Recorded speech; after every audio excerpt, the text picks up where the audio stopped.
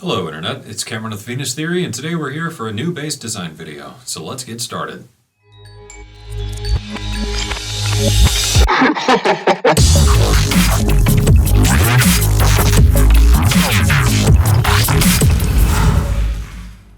Alright, so today we're here to do kind of a D&B Reese bass type of deal, Neuro Reese bass, I don't know what you want to call it, but anyways, without further ado, let's hop in Cubase and get going.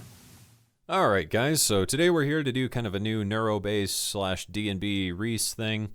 I was kind of just trying to dink around with that old school Reese sound and ended up coming up with this, and it's kind of like a Noisia-ish sound.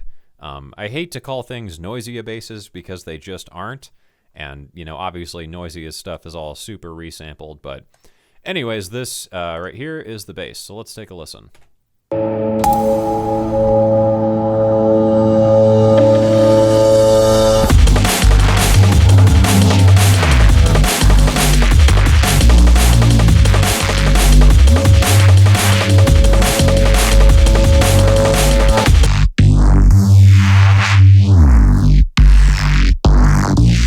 So that's what the bass sounds like, and my experiment here was I wanted to try and get like as much movement as possible out of this bass without having to resample. So, you know, this is kind of just a straight up Reese bass out of Serum.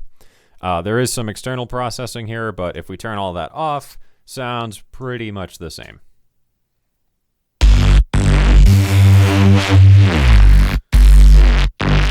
And, you know, it's a little different, but not by too much. So let's take a look at the Serum Patch and how I did this. So first up, I started off with the analog basic mini wavetable here, which is just kind of a nice starting point for a lot of basses. I do like this wavetable a lot. The sub is this sine but not a sine thing. And oscillator B here is under spectral, the Monster 5 wavetable. I think all of these wavetables, the spectral ones, come with Serum. I can't quite remember though. So 6 voices on oscillator B, 3 on oscillator A, and you can see the detuning is pretty heavy, which is what really gives Reese basses that sound. Because usually, like, the typical Reese starts out with 2 waveforms, and then one is just detuned from the other. But in this case, we're doing a lot of unison and then detuning all those voices against each other, so that kind of creates the same effect. In terms of filtering, just the low pass 12 here, and only oscillator A is going into this. And this cutoff here is being modulated by LFO3 at a very, very slow rate. The BPM and anchor are turned off, so be sure to do that. And it's just kind of cutting from the high mids up to the high end a bit. And then there's just a little bit of resonance here, so you might turn this up or down. It just kind of depends. A lot of drive, fat pretty much all the way up, and mix is all the way up. Noise-wise, I went under organics here and used Aircan 1 and turned the level up quite a bit, and pitch, I just turned it down a little tiny bit to kind of make it a little, I don't know, not so noisy.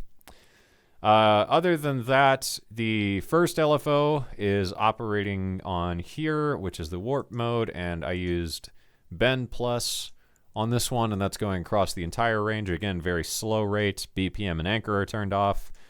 LFO2 here is modulating the wavetable position and the asymmetrical minus mode for the warp.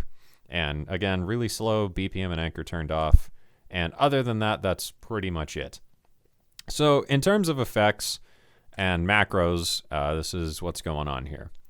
So hyper and dimension is on, a little bit of mix, turn the size all the way down.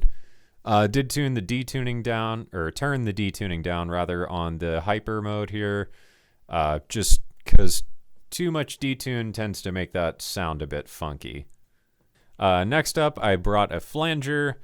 I did try a chorus, but it didn't really work out. So flanger, just a low rate, full depth, feedback. You might want to mess with this because sometimes more feedback sounds good, sometimes less. Other than that, you might even want to just tie that to a macro. Turn the mix a little above 50%. Distorted that with the tube one, quite a bit of drive here, around 70%, and just drop the mix a little bit so it's not totally crazy. After that, I did the band 12 filter.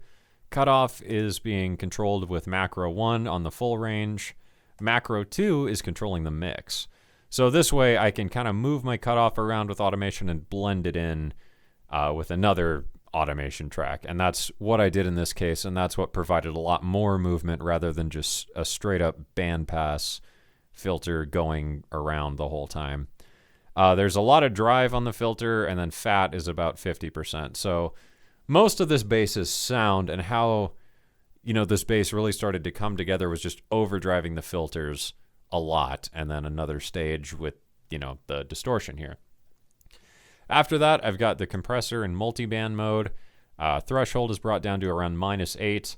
Gain is all the way down. I did turn the master down too, so be sure to do that, because this is a really, really loud patch. The EQ here is being, the high end is just a high shelf. Frequency is about 3K.